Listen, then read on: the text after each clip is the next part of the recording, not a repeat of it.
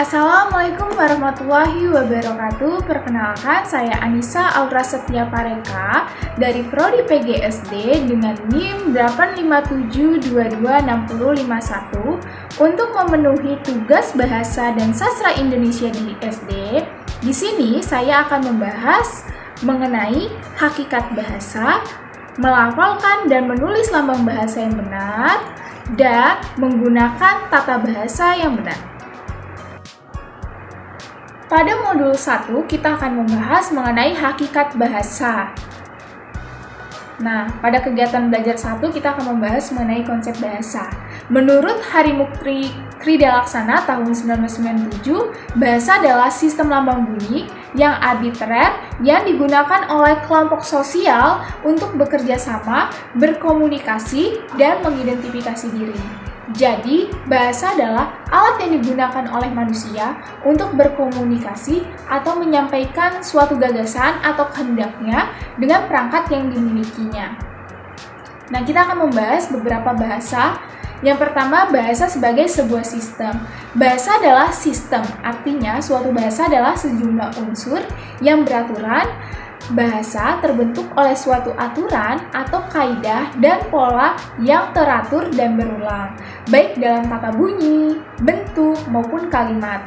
Apabila aturan atau kaidah ini dilanggar, maka komunikasi dapat terhambat. Selanjutnya, bahasa sebagai lambang. Bahasa adalah lambang bunyi yang bersifat arbitrer.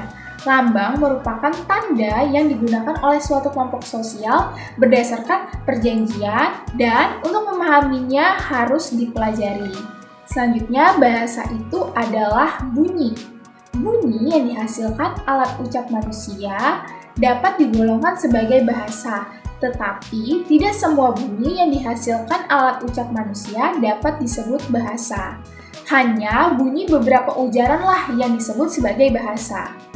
Bahasa itu bermakna. Bahasa adalah sistem lambang yang berwujud bunyi atau bunyi ujar. Lambang itu mengacu pada suatu pengertian, konsep ide, atau gagasan, maka bahasa itu memiliki sebuah makna. Bahasa itu konvensional.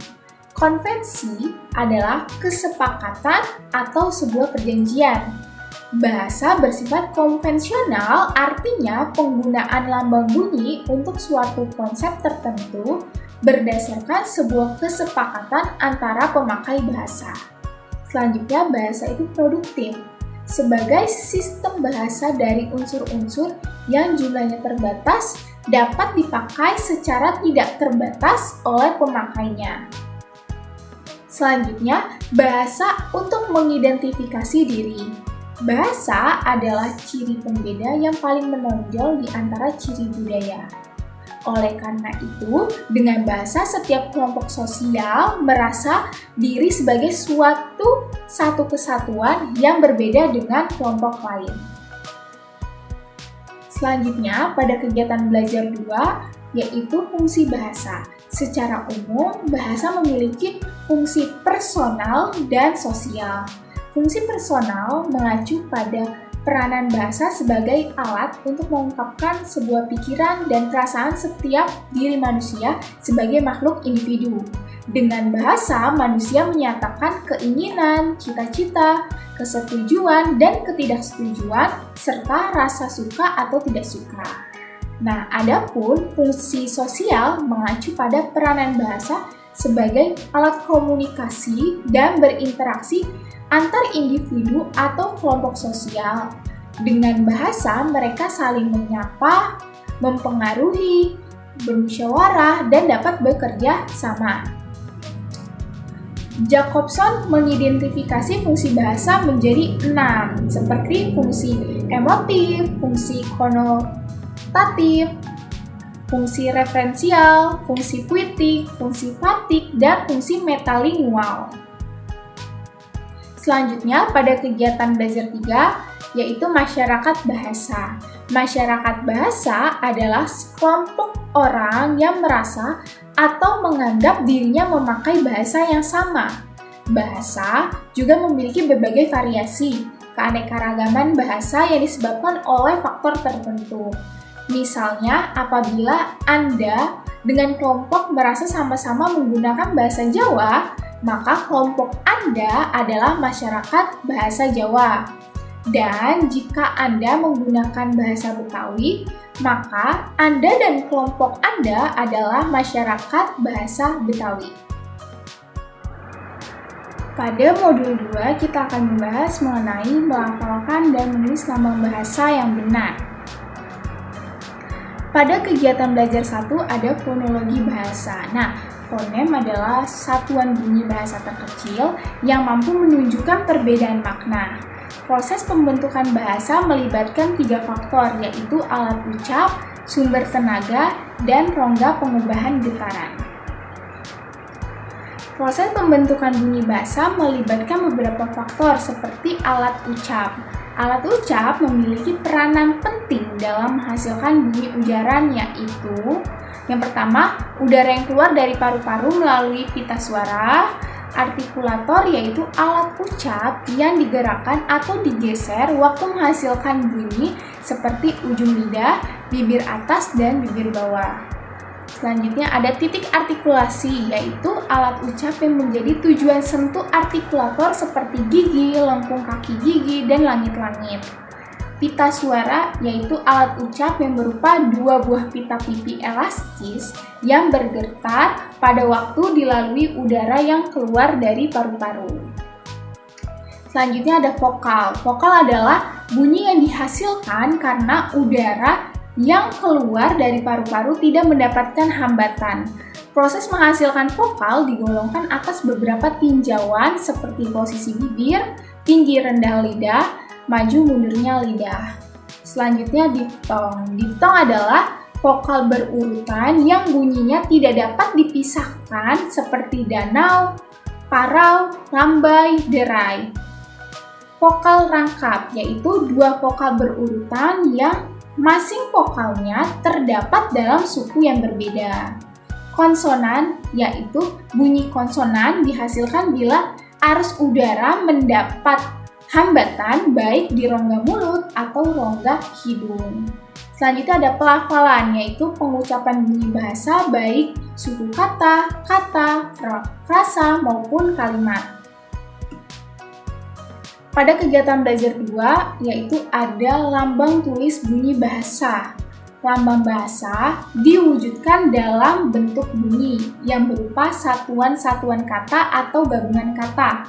Lambang bahasa merupakan deretan bunyi yang bersistem, berbentuk lambang, bersifat arbitrer, bermakna, konvensional, unik, universal, produktif, bervariasi, dinamis, dan manusiawi. Selanjutnya, pada kegiatan belajar 3 ada morfologi bahasa. Nah, morfem adalah kesatuan bentuk bahasa terkecil yang turut serta dalam pembentukan kata dan membedakan arti. Ilmu yang mempelajari tentang bentuk kata dan pembentukannya disebut morfologi. Nah, morfologi itu terbentuk dari kata dasar, kata berimbuhan, kata majemuk, dan kata ulang. Pada kegiatan belajar 3, kita akan membahas mengenakan tata bahasa yang benar. Nah, pada kegiatan belajar 2 ada sintaksis bahasa. Apa sih sintaksis bahasa? Sintaksis adalah cabang ilmu bahasa yang mengkaji tentang sebuah kata, frase, klausa, dan kalimat. Istilah sintaksis sendiri berasal dari bahasa Yunani yaitu san yang berarti dengan dan tatein yang berarti menempatkan. Menurut Verhaar tahun 1993, sintaksis yaitu menempatkan bersama-sama kata-kata menjadi kelompok kata dan kelompok-kelompok menjadi kalimat. Jadi, sintaksis adalah tata bahasa yang membahas hubungan antara kata dalam kalimat. Tata bahasa terdiri dari morfologi dan sintaksis. Morfologi itu menyangkut struktur gramatikal di dalam kata, dan sintaksis itu berurusan dengan tata bahasa di antara kata-kata dalam kalimat.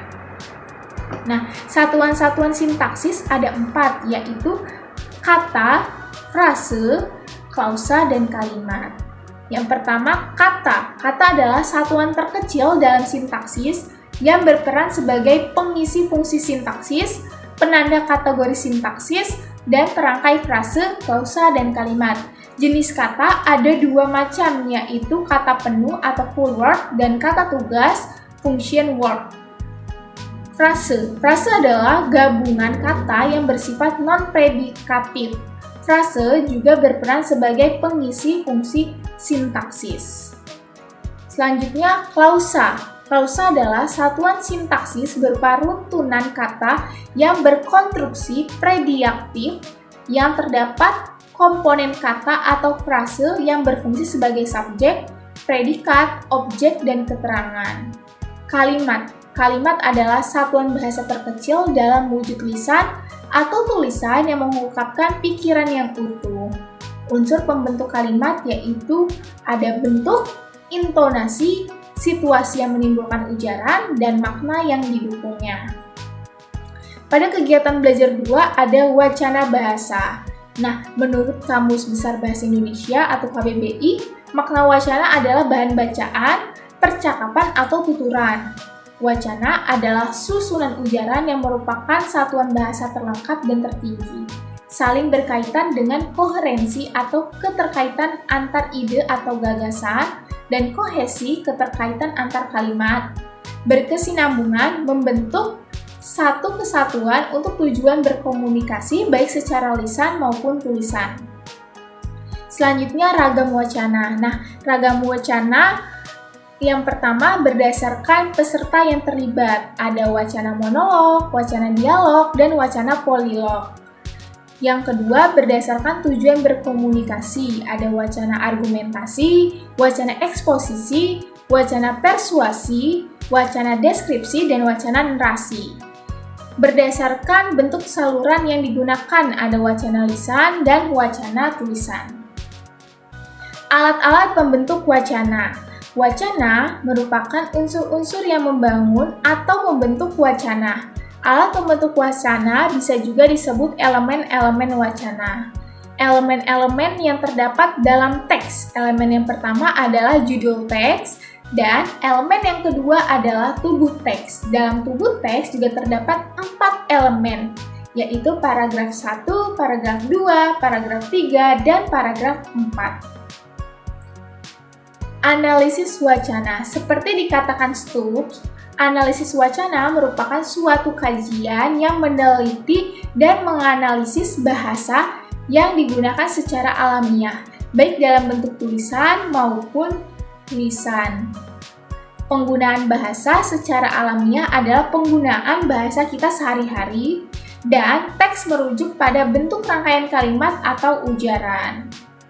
Dalam analisis wacana ada 2 prinsip yang berlaku, yaitu prinsip interpretasi lokal, yaitu prinsip yang memiliki konteks baik konteks linguistik atau konteks non-linguistik. Konteks non-linguistik yang merupakan konteks lokal tidak hanya berupa tempat, tetapi juga dapat berupa waktu, ranah pengguna wacana, dan partisipasi. Yang kedua, prinsip analogi. Prinsip analogi yaitu prinsip suatu wacana berdasarkan pengalaman terdahulu. Konteks yang diperhatikan adalah relevan dengan situasi yang sedang berlangsung karena berdasarkan pengalaman. Dalam analisis wacana juga terdapat istilah kohesi dan koherensi.